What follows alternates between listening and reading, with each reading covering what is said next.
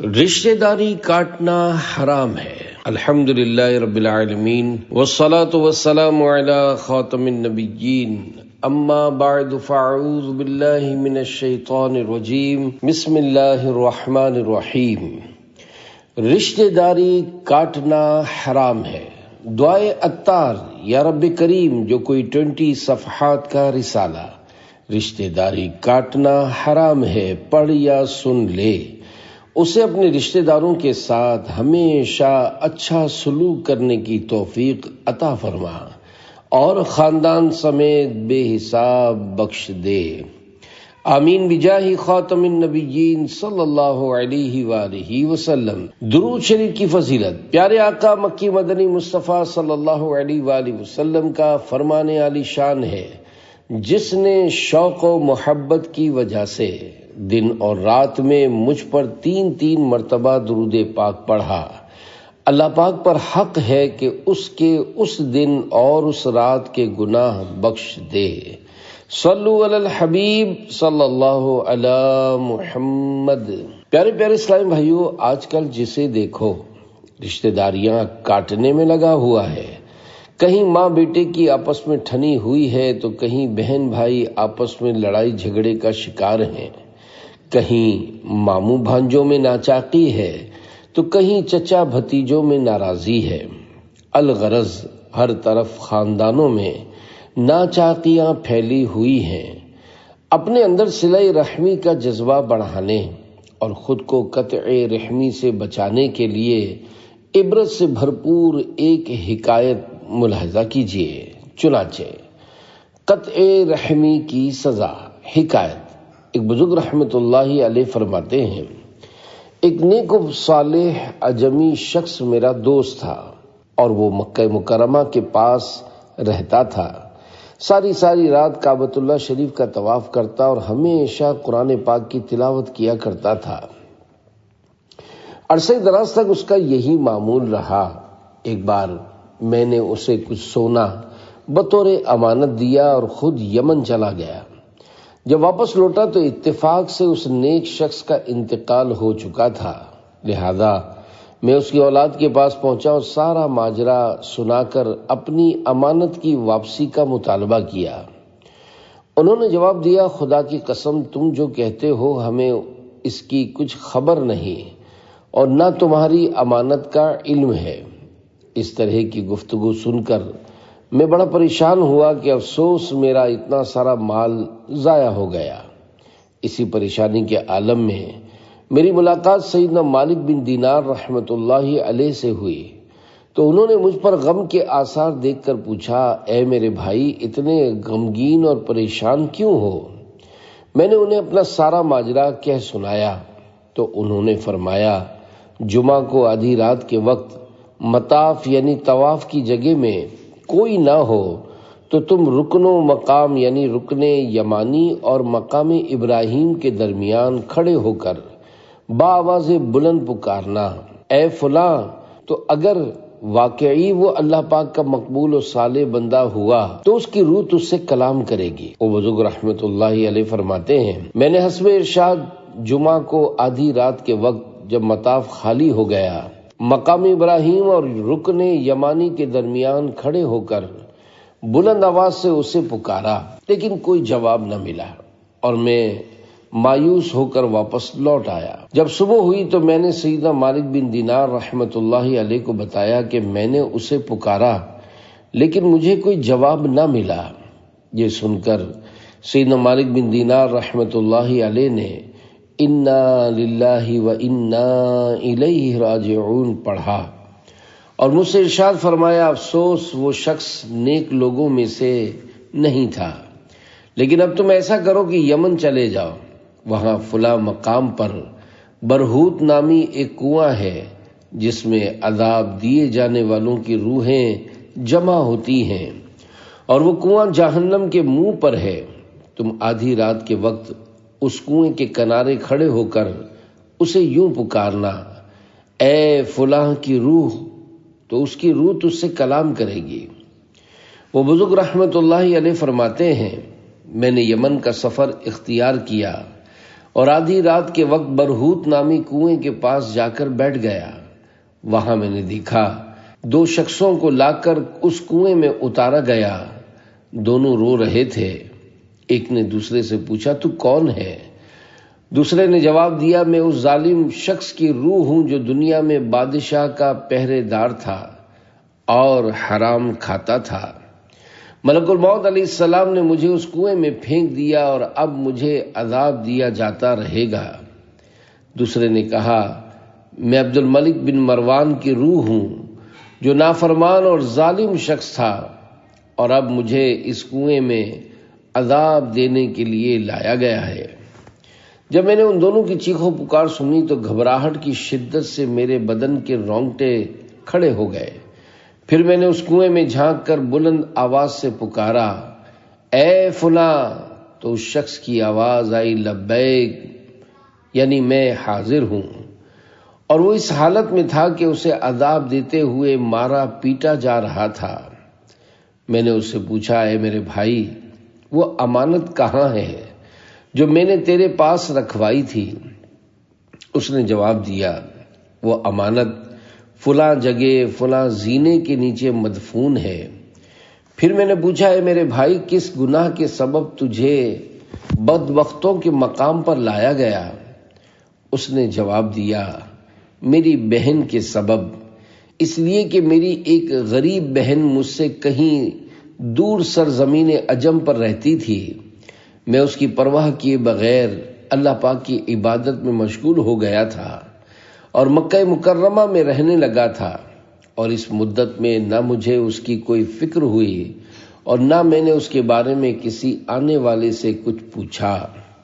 جب میرا انتقال ہوا تو اللہ پاک نے میری پکڑ فرمائی اور مجھ سے ارشاد فرمایا تو کیسے اپنی بہن کو بھول گیا، حالانکہ اس کے پاس کپڑے نہیں تھے، جبکہ تو کپڑے پہنے ہوئے زندگی گزارتا رہا۔ وہ بھوکی رہی اور تو پیٹ بھر کے کھاتا رہا، وہ پیاسی رہی اور تو سیراب ہوتا رہا۔ مجھے اپنی عزت و جلال کی قسم، میں رشتہ داریاں کاٹنے والوں پر رحم نہیں کروں گا۔ پھر اللہ پاک نے فرشتوں کو حکم دیا کہ اسے لے جاؤ اور برہوت نامی کنویں میں ڈال دو۔ ملک الموت علیہ السلام نے مجھے اس کنویں میں ڈال دیا ہے اور اب مجھے یہاں بڑا سخت عذاب دیا جا رہا ہے۔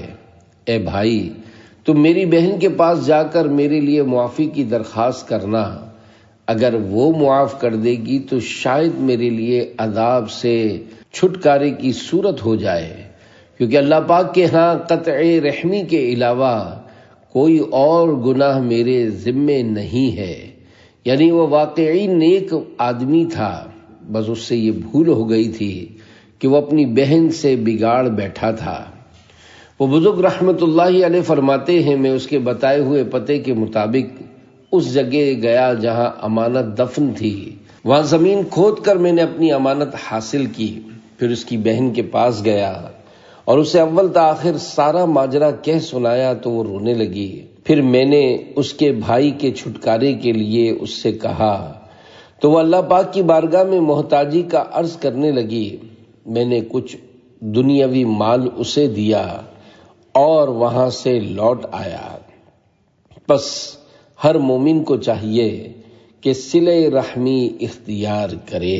پیارے پیارے اسلامی بھائیوں، اس واقعے سے ہمیں یہ درس عبرت ملتا ہے کہ آدمی خواہ کتنا ہی پرہیزگار، نیکوکار، امانت دار اور دیانت دار کیوں نہ ہو، اگر وہ بلا وجہ ماں باپ یا بہن بھائی سے بگاڑ کر رکھتا اور ان پر ظلم کرتا ہو، یا خالہ، ماموں، چچا، دادا، دادی، نانا، نانی وغیرہ رشتہ داروں سے قطع رحمی سے پیش آتا ہو، تو اس کا انجام بہت خوفناک ہو سکتا ہے۔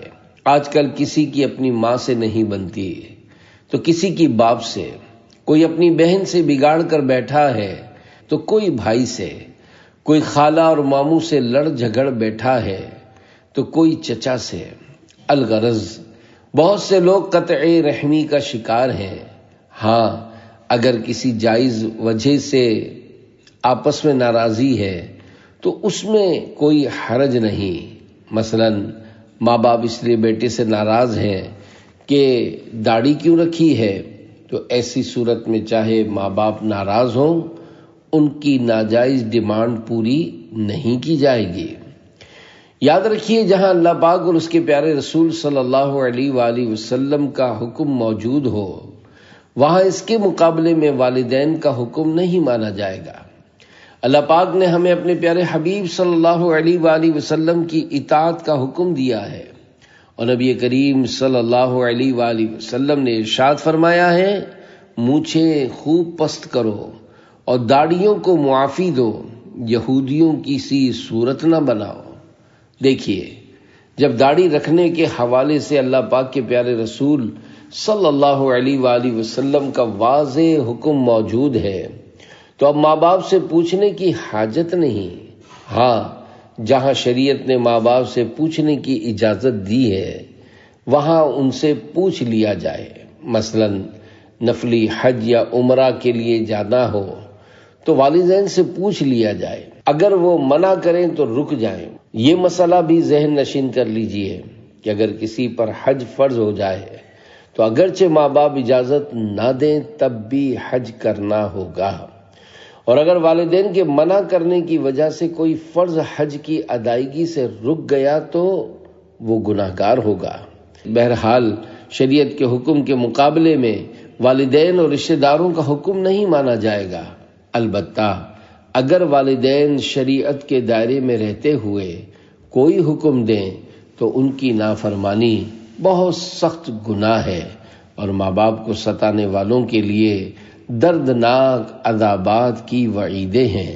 چنانچہ آگ کی شاخوں سے لٹکے ہوئے لوگ، سرور کائنات شاہی موجودات صلی اللہ علیہ وآلہ وسلم نے معراج کی رات ایک منظر یہ بھی دیکھا کہ کچھ لوگ آگ کی شاخوں سے لٹکے ہوئے تھے۔ عرض کی گئی، یہ ماں باپ کو گالیاں بکتے تھے۔ والدین کی رضا کے بغیر عذاب دور نہ ہوگا۔ ایک روایت میں ہے کہ اللہ پاک ارشاد فرماتا ہے، میں اس وقت تک والدین کے نافرمانوں سے عذاب دور نہیں کروں گا جب تک کہ ان کے والدین خود انہیں معاف نہیں کریں گے، اور مجھے میری عزت و جلال کی قسم، میں والدین کی دلی رضا مندی کے بغیر ان کی اولاد کو جہنم سے نہیں نکالوں گا۔ والدین کا نافرمان غضب الہی کا شکار۔ ایک اور روایت میں ہے، والدین کا نافرمان اگرچہ روزہ رکھے اور نماز پڑھے، اگر وہ اس حال میں مرا کہ والدین اس سے ناراض تھے تو اللہ پاک سے اس حال میں ملاقات کرے گا کہ اللہ پاک اس پر غضب فرمائے گا۔ والدین سے حسن اخلاق کا حکم۔ اے عاشقان رسول، والدین سے حسن اخلاق اور احسان کے ساتھ پیش آنا چاہیے۔ چنانچہ قرآن پاک میں اللہ پاک ارشاد فرماتا ہے، پارہ 15 سورہ بنی اسرائیل آیت 23، وَبِالْوَالِدَيْنِ إِحْسَانًا، ترجمہ کنز ایمان، اور ماں باپ کے ساتھ اچھا سلوک کرو۔ نیز حدیث پاک میں ہے، جو ماں باپ کو رحمت کی نظر سے دیکھتا ہے، اللہ پاک اسے ایک مقبول حج کا ثواب عطا فرماتا ہے۔ رشتہ داروں کے حقوق، یاد رکھیے، رشتہ داروں کے حقوق بہت زیادہ ہیں، اور شیطان رشتہ داریاں کٹواتا ہے، جیسا کہ اللہ پاک ارشاد فرماتا ہے، پارہ 15 سورہ بنی اسرائیل آیت 53، ان الشیطان ینزغ بینہم، ترجمہ کنز ایمان، بے شک شیطان ان کے آپس میں فساد ڈال دیتا ہے۔ دیکھیے، شیطان آپس میں نفرتیں پیدا کرتا ہے، لیکن مومن محبت کا پیغام دیتا ہے۔ اس سلسلے میں حضرت سیدنا جلال الدین رومی رحمت اللہ علیہ نے بڑی پیاری بات ارشاد فرمائی ہے، تو برائے فصل کردن آمدی، نے فرائے فصل کردن آمدی، یعنی تو جوڑ پیدا کرنے کے لیے آیا ہے، توڑ پیدا کرنے کے لیے نہیں آیا۔ شیطانی کام۔ پیارے پیارے اسلامی بھائیوں، لوگوں کے درمیان پھوٹ ڈالنا، ان کو آپس میں لڑوانا اور جدائی ڈلوانا شیطانی کام ہے، اور ہم پیارے آقا صلی اللہ علیہ وآلہ وسلم کے غلام ہونے کے باوجود شیطان کے پیچھے چل پڑے ہیں۔ چونکہ اب صحیح معنوں میں سنتوں پر کاربند اور شریعت کے راستے پر گامزن نہ رہے، نیز ہمیں شریعت و سنت کی معلومات بھی نہیں، نہ ہمیں شریعت کی پاسداری کا احساس ہے۔ بس یہی وجہ ہے کہ ہم میں سے ہر ایک اپنی اپنی کہے جاتا ہے اور ہر ایک کو صرف اپنی فکر ہے۔ دیکھیے، شیطان بھائیوں میں بھی ناچاقی کرواتا ہے، اور اس کی واضح ترین مثال حضرت سیدنا یوسف علیہ السلام کا واقعہ ہے۔ پھر آپ علیہ السلام ایک ملک کے امیر بنے، اور آخر کار جب آپ کے اپنے بھائیوں سے ملاقات ہوئی اور اس وقت آپ علیہ السلام نے جو کچھ فرمایا، اس کا بیان پارہ 13 سورہ یوسف کی آیت نمبر 100 میں کچھ اس طرح ہے: من بعد ان نزغ الشیطان بینی وبین اخوتی۔ ترجمہ کنز الایمان: بعد اس کے کہ شیطان نے مجھ میں اور میرے بھائیوں میں ناچاقی کرا دی تھی۔ پتہ چلا شیطان بھائیوں میں پھوٹ ڈالتا ہے۔ ایک قول کے مطابق حضرت یوسف علیہ السلام کے بھائی بھی نبی تھے، اور علماء کرام نے ان بھائیوں کے عمل کی تعویل یہ کی کہ یہ سب انہوں نے حضرت یعقوب علیہ السلام کی محبت پانے کے لیے کیا تھا۔ الحمدللہ، دعوت اسلامی نفرتوں کو مٹاتی اور محبتوں کے چراغ جلاتی ہے۔ آئیے دعوت اسلامی کے دینی ماحول سے وابستہ ہو جائیے۔ مدنی چراغ روشن ہے، اس سے روشنی حاصل کیجیے، اور پھر اس روشنی سے اپنی دنیا، قبر اور آخرت جگمگائیے۔ اے عاشقان رسول، رشتہ داریاں کاٹنا بہت سخت گناہ اور حرام ہے، اور احادیث مبارکہ میں اس کی بہت سی وعیدیں آئی ہیں۔ عبرت کے لیے چند وعیدیں پیش خدمت ہیں۔ بارگاہ الہی میں قرابت کی عرض۔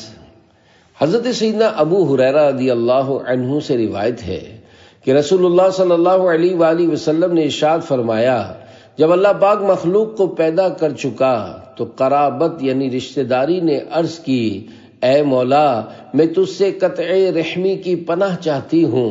اللہ پاک نے ارشاد فرمایا، کیا تو اس بات پر راضی نہیں کہ جس نے تجھ سے تعلق جوڑا میں اس سے تعلق جوڑوں گا، اور جس نے تجھ سے تعلق ختم کیا میں بھی اس کے تعلق کو کاٹ دوں گا۔ رشتہ داری نے عرض کی، اے اللہ، میں اس پر راضی ہوں۔ یہ بیان فرمانے کے بعد نبی کریم صلی اللہ علیہ وآلہ وسلم نے اس آیت مبارکہ کی تلاوت فرمائی۔ پارہ 26 سورہ محمد آیت 22۔ فَهَلْ عَسَيْتُمْ إِن تَوَلَّيْتُمْ أَن تُفْسِدُوا فِي الْأَرْضِ وَتُقَطِّعُوا أَرْحَامَكُمْ۔ ترجمہ کنز الایمان: تو کیا تمہارے یہ لچھن یعنی انداز نظر آتے ہیں کہ اگر تمہیں حکومت ملے تو زمین میں فساد پھیلاؤ اور اپنے رشتے کاٹ دو؟ تو اے اپنے ماں باپ سے روٹھنے والو، اے اپنے بھائیوں سے لڑنے والو، اے اپنی بہنوں سے رشتہ توڑنے والو، اے اپنی خالاؤں، ماموؤں اور چچاؤں سے رشتہ ختم کرنے والو، اللہ پاک کے سچے کلام پر اچھی طرح غور کرو کہ اللہ پاک رشتے کاٹنے والوں پر کس قدر غضبناک ہے۔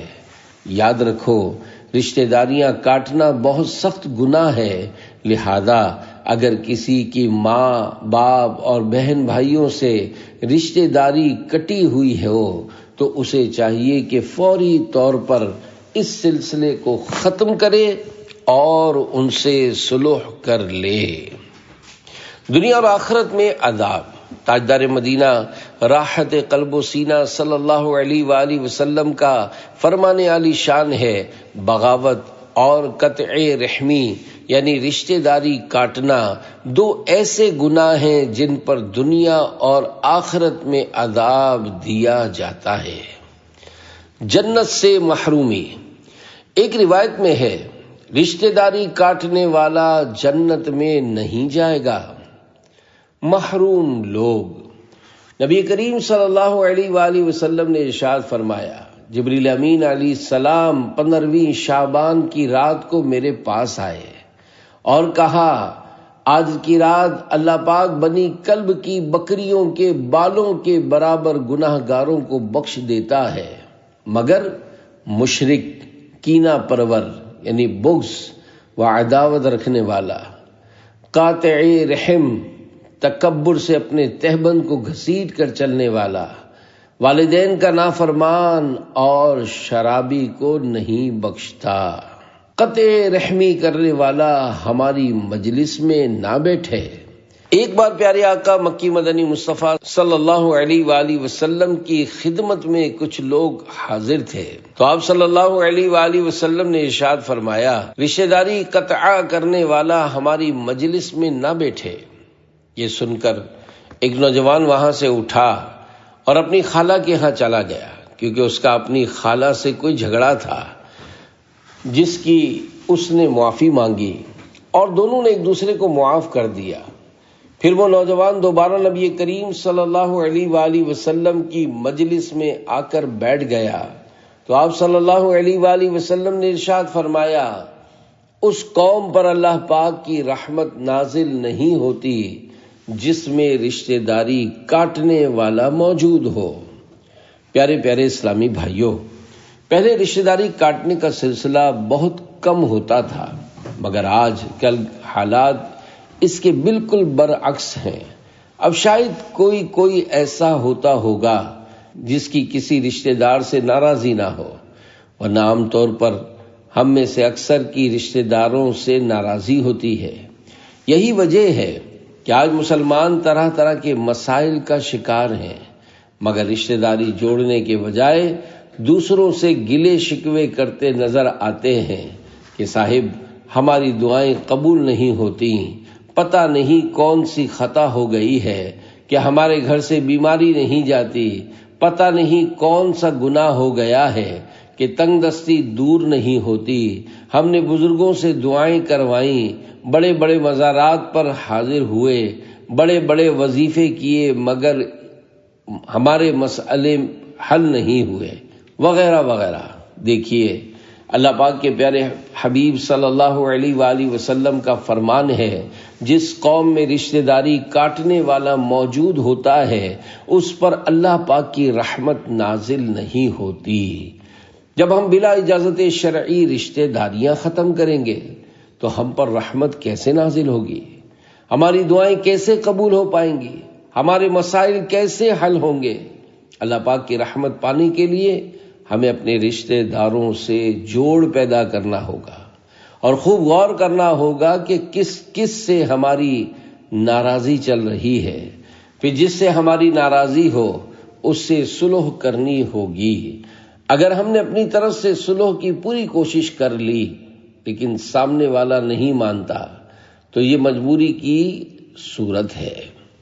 معافی تلافی کرتے وقت اڑی تڑی اور دھمکی والا انداز مت اختیار کیجیے۔ مثلا یوں نہ کہیے معاف کرتے ہو یا نہیں، معاف نہیں کرتے تو کوئی مسئلہ نہیں، وغیرہ وغیرہ۔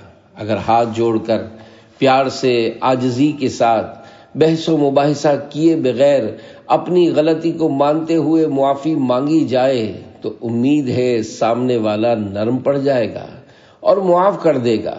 اور اگر معافی مانگتے وقت پرانے مردے اکھیڑنا شروع کر دیے جائیں یا بال کی کھال اتارنا شروع کر دی جائے، مثلا سامنے والے سے اس طرح کی باتیں کی جائیں کہ اگر ہم نے فلاں بات کہی تھی تو آپ نے بھی فلاں بات کہی تھی، یا آپ نے ہمیں اپنے گھر کی تقریب میں بے دلی سے دعوت دی تھی اور بلانے کے لیے کسی کو بھیجا بھی نہیں تھا اور نہ ہی ہمارا انتظام کیا تھا، یا آپ نے فلاں جگہ ہمیں جھاڑ دیا تھا، وغیرہ وغیرہ۔ یاد رکھیے اگر صلح کرتے وقت اس طرح کے شکوے لے کر بیٹھیں گے تو ہرگز صلح نہیں ہو پائے گی۔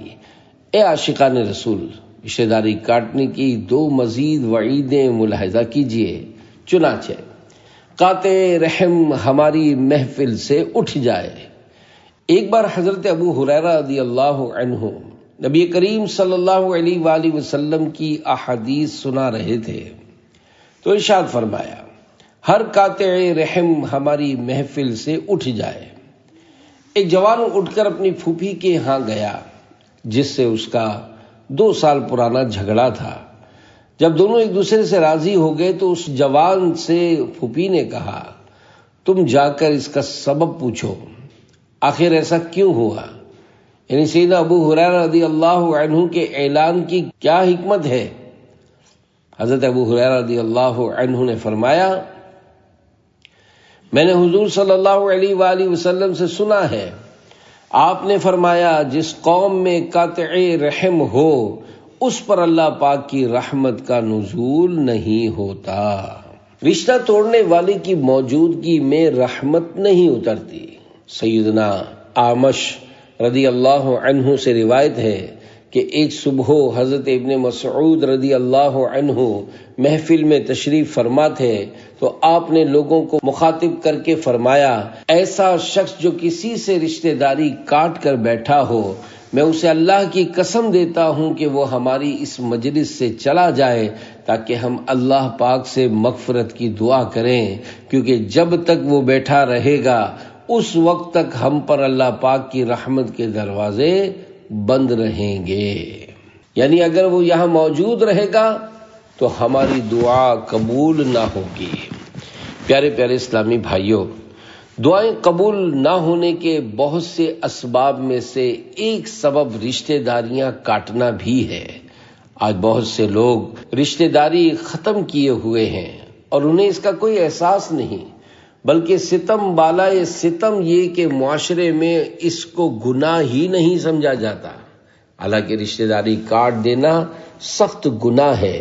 بعض لوگ نمازیں پڑھتے، نفلی روزے رکھتے، تہجد پڑھتے، قرآن پاک کی تلاوت کرتے، چہرے پر داڑھی اور سر پر امامہ شریف سجاتے اور زلفیں رکھتے ہیں، مگر انہوں نے خاندان میں خوب لڑائی مچائی ہوئی ہے۔ اسی طرح بعض لوگ ماں باپ کے سامنے تو میں کرتے ہوئے آر محسوس نہیں کرتے، ماں کی آنکھوں میں آنکھیں ڈال کر بات کرتے ہوئے انہیں شرم محسوس نہیں ہوتی، باپ کو جھاڑتے ہوئے یہ احساس نہیں ہوتا کہ وہ غلط کر رہے ہیں۔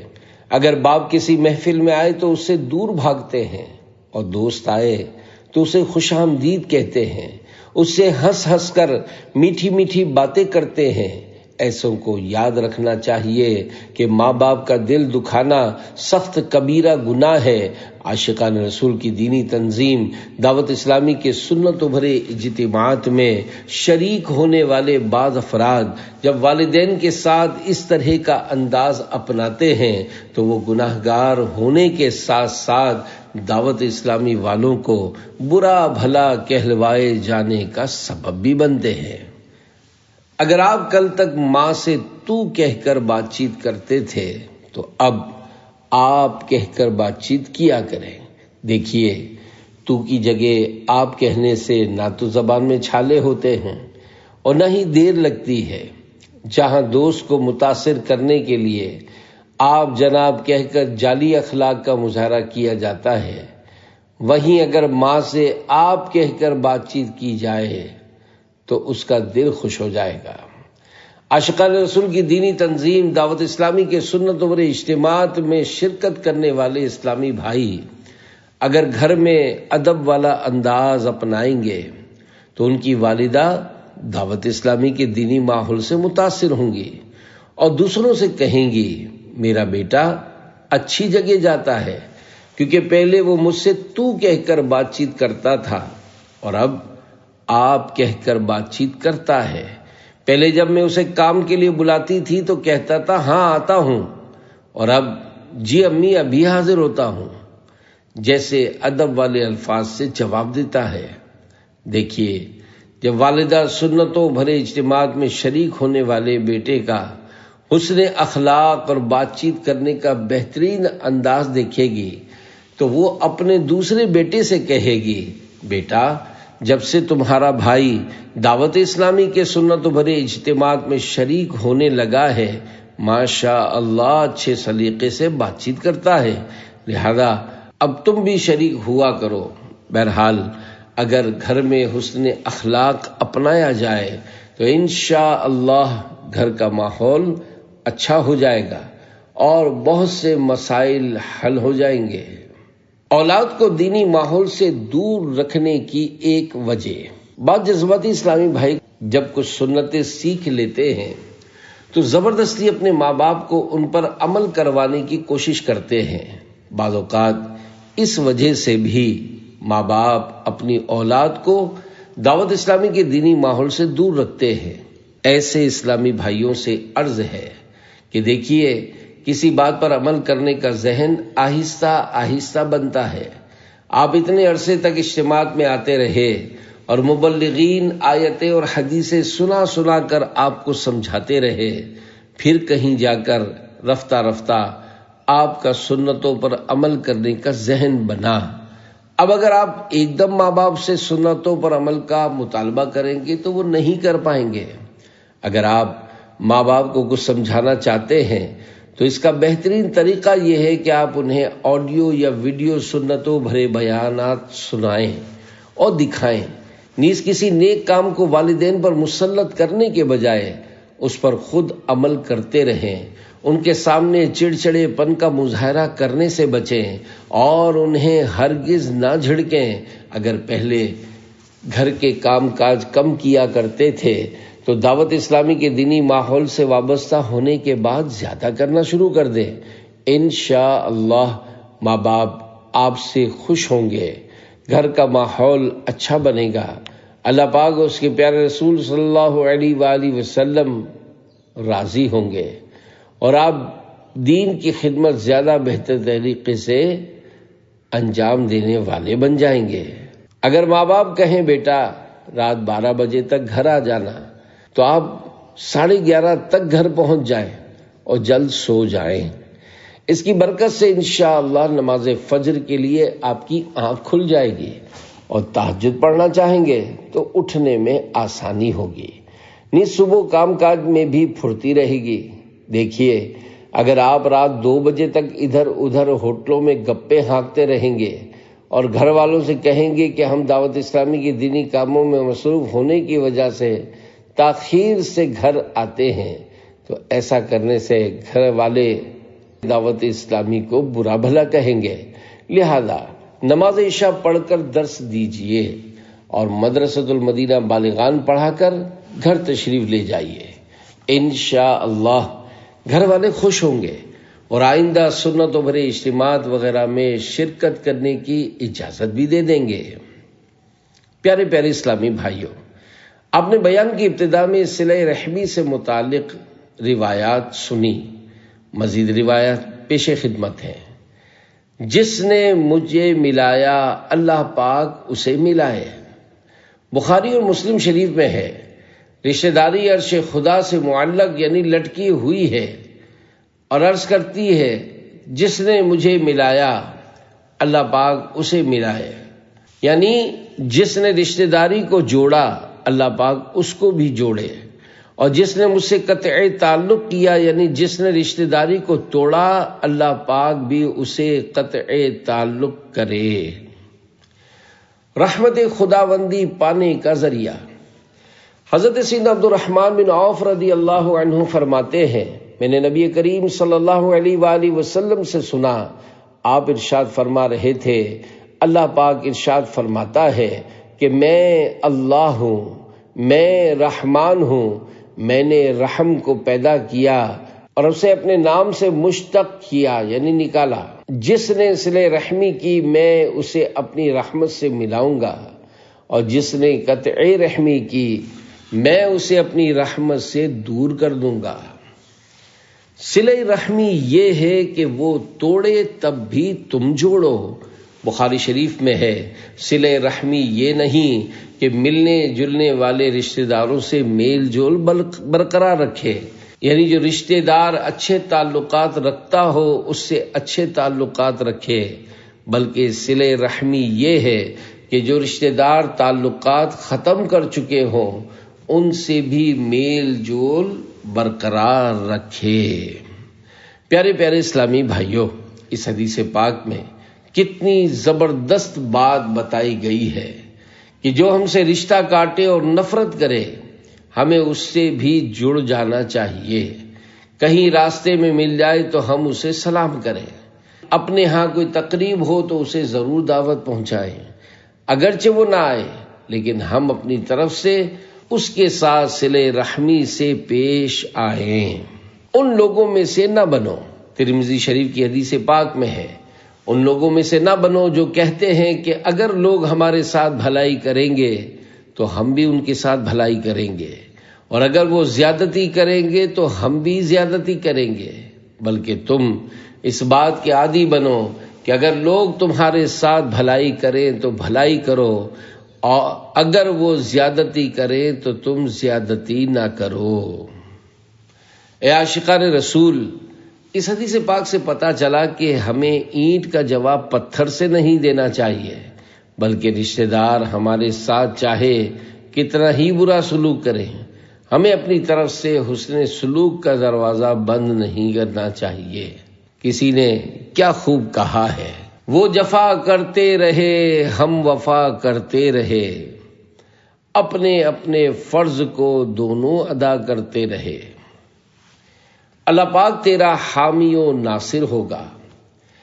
ایک شخص نے بارگاہ رسالت صلی اللہ علیہ وآلہ وسلم میں عرض کی، یا رسول اللہ صلی اللہ علیہ وآلہ وسلم، میں رشتہ داروں سے تعلق جوڑتا ہوں مگر وہ مجھ سے تعلق توڑتے ہیں، میں ان سے بھلائی کرتا ہوں وہ میری برائی کرتے ہیں، میں ان سے نرمی اور حلم و بردباری کا سلوک کرتا ہوں مگر وہ مجھے کسی خاطر میں نہیں لاتے۔